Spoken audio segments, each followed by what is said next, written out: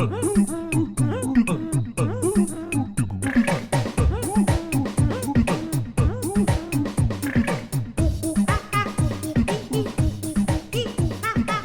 oop, Graham.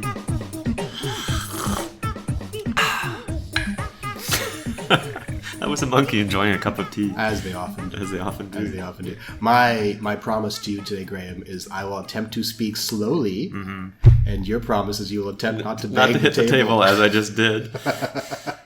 Sometimes I get really excited and I want to bang the table and make my point. And we'll attempt not to make this annoying laughing noise that we always seem to do. Oh, yeah. Yeah, that's true. Of course, that's part of our monkey charm. Before I forget, we should acknowledge our sponsor / affiliates.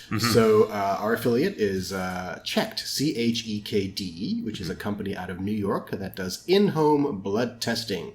And to check them out, Right. go to sciencemonkey.ca/CHEKD. And if you buy something from them, we get a piece of that. So buy something from them.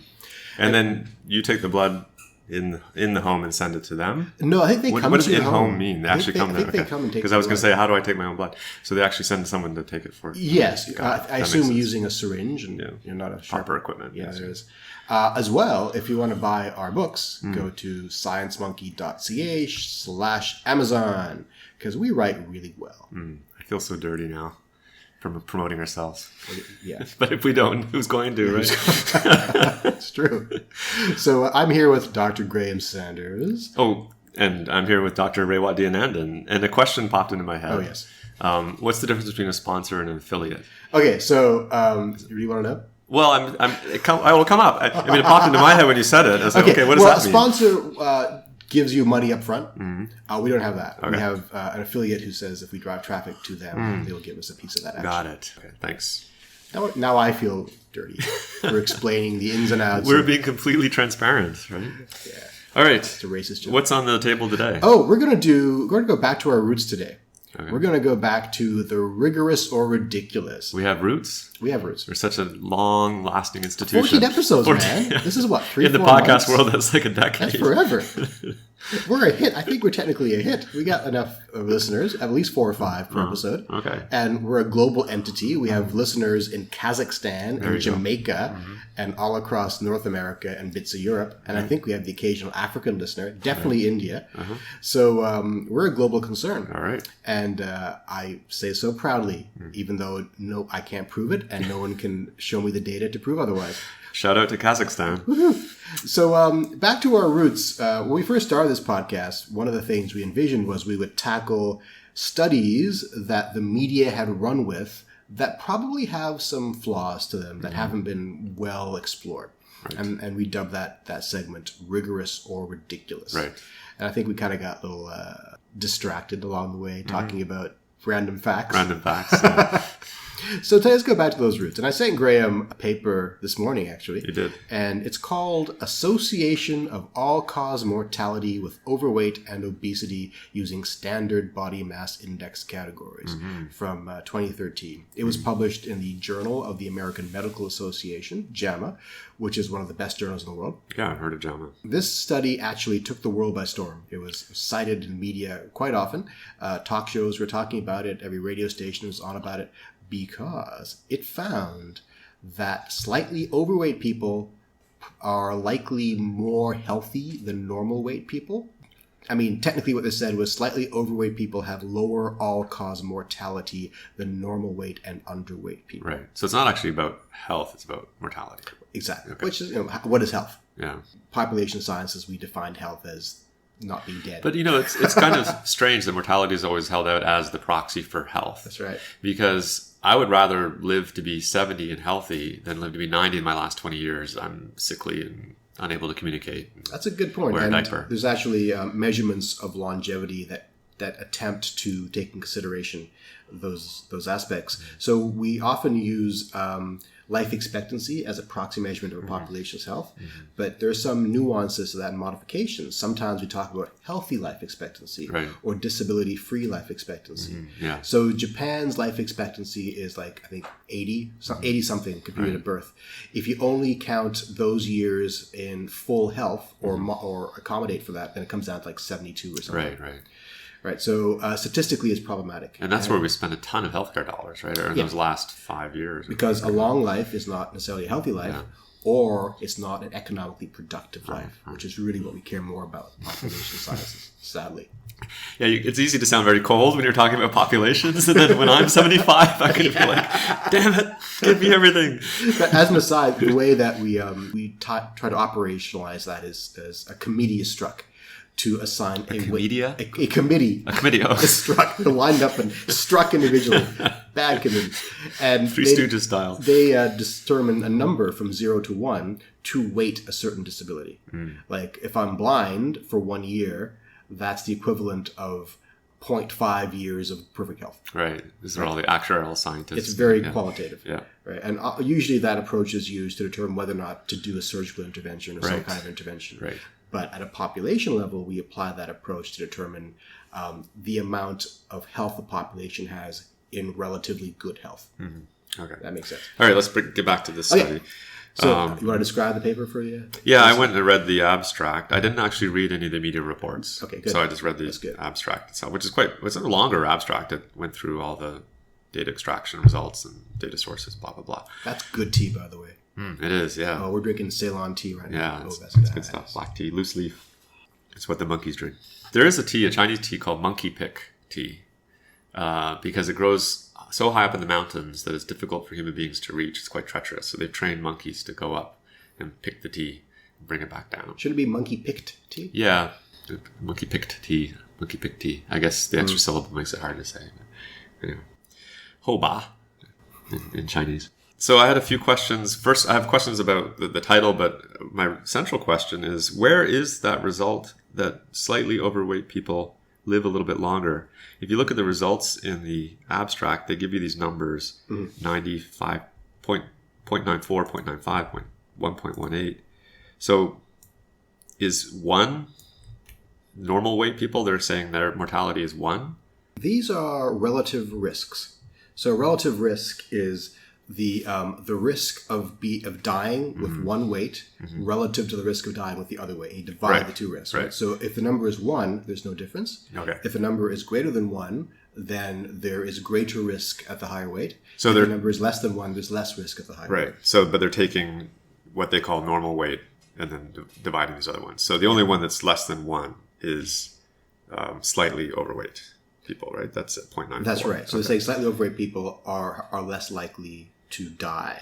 And look at the CI stands for confidence interval. That tells us the statistical significance of the analysis. So as long as the confidence interval does not include the number 1, then it's statistically significant. So on that one, let me see, it's a 0.99 you said? The summary HRs were 0.94 and the confidence interval is 0.91 to 0.96. That doesn't include 1.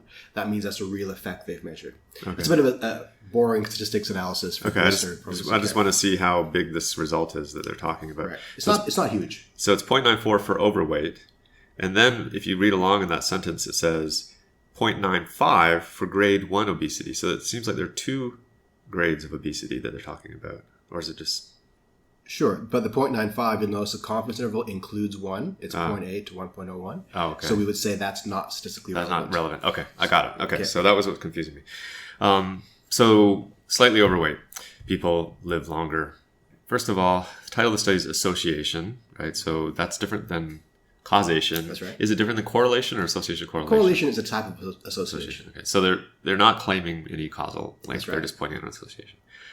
All-cause mortality. Does that include getting hit by cars and whatever? Yeah, it does actually. Yeah. Okay. Because that would make more sense to me if it was mortality based on you think health issues. Those who are less obese would be more able to dodge the car. That's right.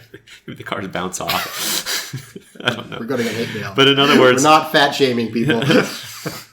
And we can use the word fat, can't we? Or should we stick to the word obese? Let's stick to obese. Let's not get hate mail. All right. I thought it was one of those words that's kind of being reclaimed. Well, there is to a certain extent, but it's not my place to use it. They're cutoffs for overweight and obese, right? Okay. Based on BMI. And I noticed they call it obese 1, obese 2. They don't call it morbidly obese, and right. they used to use those terms, right? Yeah. So that's an improvement. I don't know if those are clinical distinctions, but it makes sense that they would. So all-cause mortality, that seems a little bit muddy to me because you could die for all sorts of different reasons, right? So with overweight and obesity using standard body mass index categories. Okay, this is where it really bothers me. Standard body mass index categories. BMI is just calculated by taking your weight, dividing it by your height squared or something. That's right. I would say that actually, if I'm healthier than the average person, I might have more muscle mass than the average person, and I might weigh more than the average person.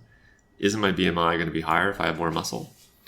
That's probably one of the biggest problems with this study is anytime you rely on BMI, it's an inappropriate measurement of actual adiposity. Right. In fact, one could argue that waist circumference is a more convenient and accurate sample. I have a quote here from another study. It suggests a 10% larger waist circumference corresponds to almost a 1.5 times higher mortality over the entire range of waist circumference. And that's a much better measurement of adiposity than BMI would argue. Yeah. And so BMI doesn't distinguish between qualities of adiposity. Right. People have different fat levels. They have different fat distributions. Yeah, I've heard if you're pear-shaped, it's healthier than if you're apple-shaped or something like that. So that's called like sarcopenic obesity is what is unfavorable.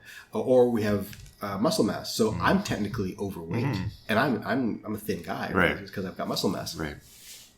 Yeah, I'm trying not to be distracted by your rippling muscles across the Put table. your shirt on, Ray. No. Keep it on. So that seems to be a problem for me because if it's just the first category after what they're calling normal, right, which is what they call overweight, that is going to include a lot of people that have some extra muscle mass or have a little bit of extra weight, but that doesn't preclude them from being healthy, right? So, and then the third thing that bothers me is there a correlation necessarily between obesity within a certain range and overall health? I can understand obesity beyond a certain range is going to be unhealthy for obvious reasons. But if you're slightly overweight, you can still be much healthier than someone who's underweight. So what you're suggesting that within that range, the study may be valid? Yeah. If you took a range of people who are, the BMI is high, not because of added muscle mass, but because of added fat. And then you looked at mortality based on health issues rather than all-cause mortality, then I'd be a bit more convinced. Okay. Those are rational observations. Yeah. Let's go a little deeper, though, and look at the actual study design. Okay. Did you notice what this is? It's a meta-study, so they went and got a bunch of articles online, and then they combed through and they said they actually got rid of about 98% of them, right? So they ended up with 97 studies after looking at over 7,000 studies. Which is, 97 is a lot. And I think that it covers almost 3 million, 2.88 million individuals, 270,000 deaths.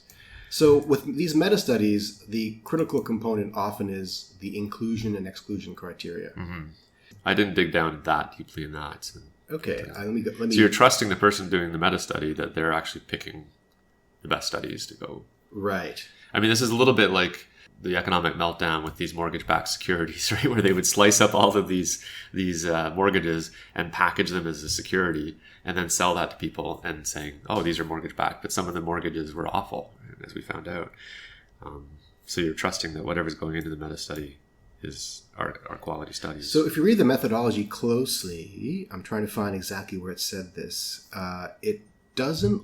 They excluded studies that looked at individuals with specific health conditions. Now, that seems rational on its surface, that maybe you don't want all the cancer patients over here because those are enriched a certain way, or all the diabetes patients.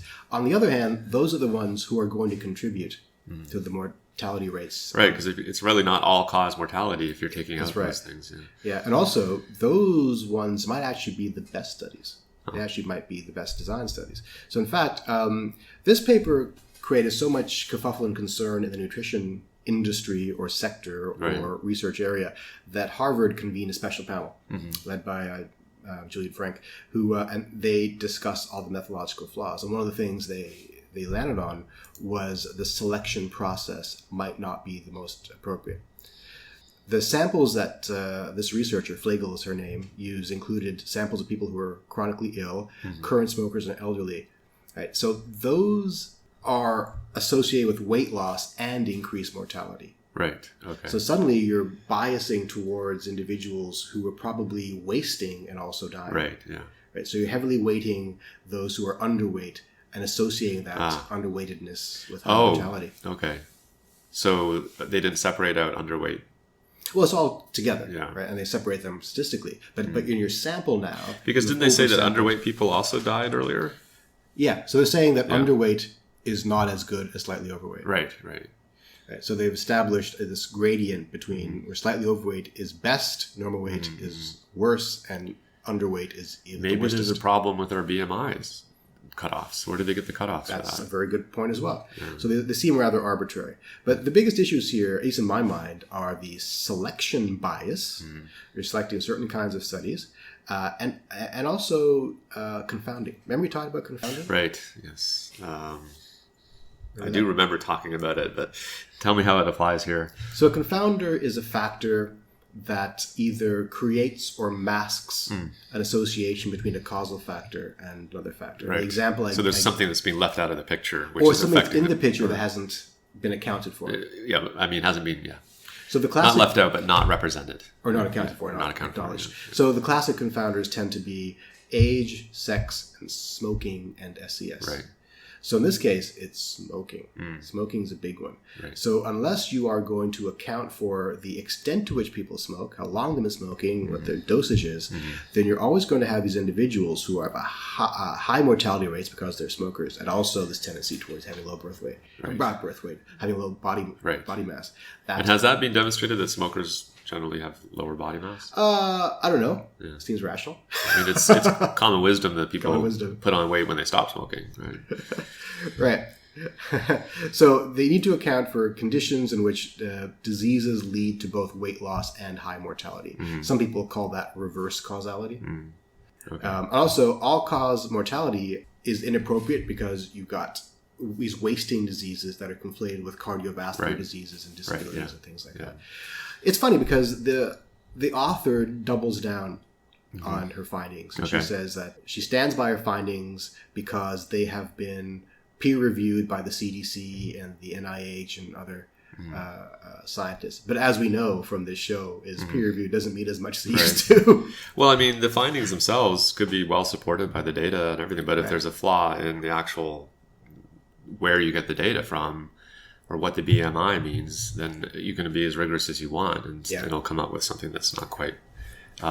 What's the word we learned? Is it valid? Valid. It's not valid, right? Not valid. Yeah. Exactly. So, is the study internally valid? Possibly, by the extent to which they've defined their own parameters, it is valid. Right. It is not generalizable, so it's not externally. So, if we're going to speculate about confounding factors, why would people with slightly higher BMIs be healthier? Is there something else they're doing? They're not. Maybe is there something about body types? Well, if it's a confounding factor we're talking about, then smoking is confounding it in the other direction.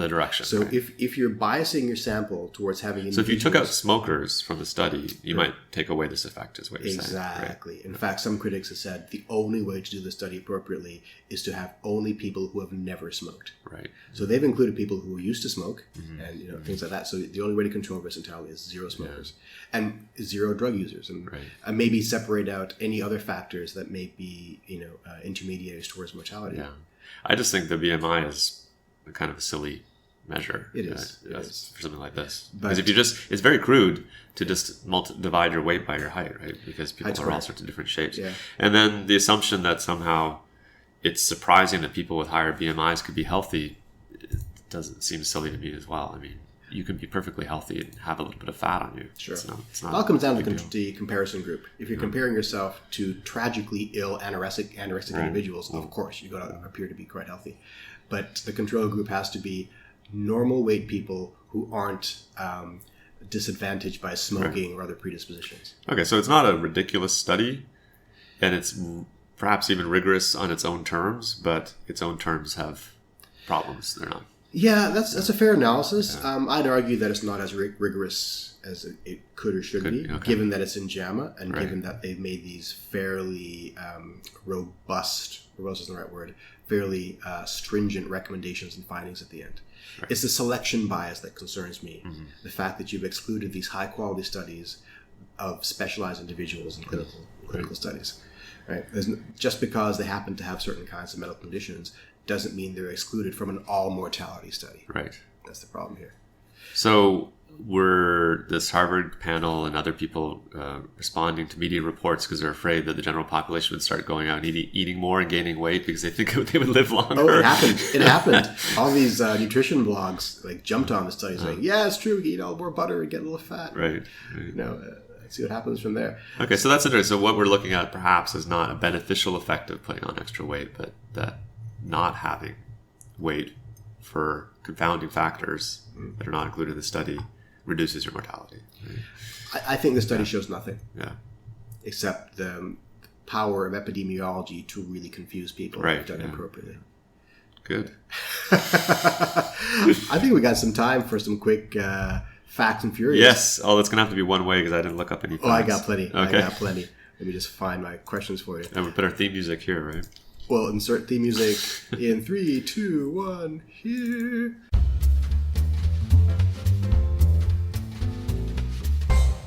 Do we have theme music for Rigorous or Ridiculous? I get our theme music confused all the time. Yeah. We have like 3 or 4 segments. Yeah. That I We can just put random pieces of music in there. No one notices these things. Yeah. All right, let's start you off easy. Okay. What's the hardest substance in the human body? The hardest substance in the human body, I'm going to say, are our teeth. That is correct. But what part of the teeth? The enamel? The enamel, that is correct. Okay. It doesn't grow back, you know. No, yeah. As I discovered, much to my chagrin, when I was addicted to grapefruit for a while. Oh, and it ate away your enamel? Oh, yeah, I love grapefruit. Right. And I read in some Men's Health magazine that the smartest thing a man can do for his health is to eat a grapefruit a day. Like, sure, I'm all about that. High fiber, and and then the smartest thing, a toothless man. And then suddenly with my ripped teeth, abs. yeah. My dentist says, "You're screwed." Thanks a lot. You just have to get your body looking so good that no one looks at your teeth. We should invent a way to eat grapefruit without involving your teeth, like a straw that sucks actual grapefruit. Right. Grapefruit juice. Yeah, the juice is boring. Well, what about you could eat grapefruit with a mouth guard? Is there any way to restore enamel?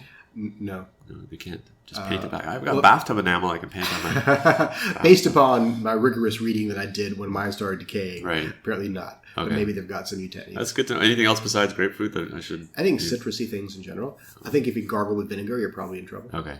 Oops. Well, there goes my vinegar habit. Yeah. All right. Speaking of vinegar habit and gargling, what did ancient Romans use as mouthwash? Actually, a very good vinegar is the Chinese black vinegar. It's delicious. Anyway.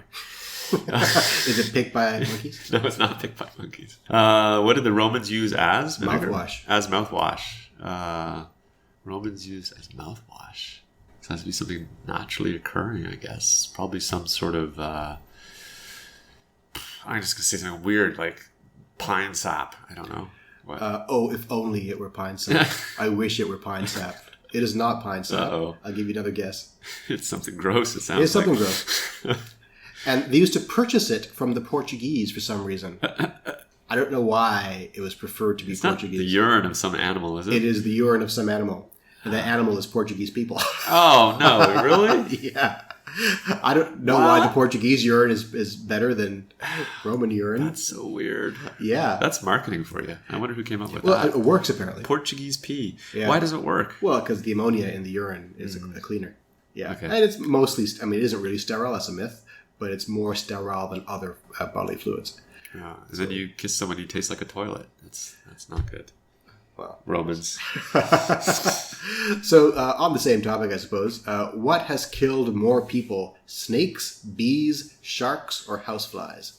Okay. I know it's not sharks, snakes, but I doubt it's bees. Oh, the people are allergic to bees, though.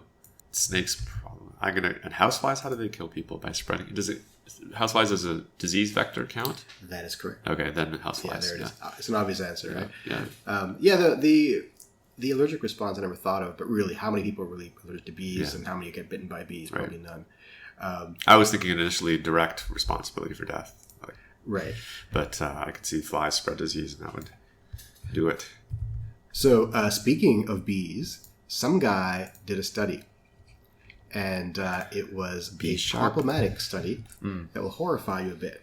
So he decided to determine where is it most painful to be stung by a bee. Using himself as a subject? Using himself. In fact, it is a glorious study that I will link to on the website.